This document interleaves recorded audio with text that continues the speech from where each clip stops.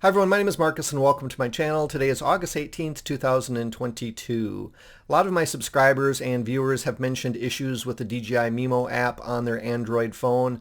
After the phone updated from Android version 12 to 13, or after Android 12 updated with a security update, the app stopped opening, so they no longer could use the app with their DJI device. If you're one of those people, I'm here to let you know that there is now a new version of the app available. The prior version that you see on the screen was 1.7.24. The new version is 1.726. So it suggests that you go ahead and download the APK from your Android phone and install it and see if it resolves your issue. If it does, make sure to comment on this video that it resolved the issue. Now keep in mind when you're going to their website, DJI in traditional DJI fashion fails to update the version. So even though the version says on the screen here 1.7.24, when you download the file, it's actually going to be this file name right here, which indicates the file is version 1.7.26. So go ahead,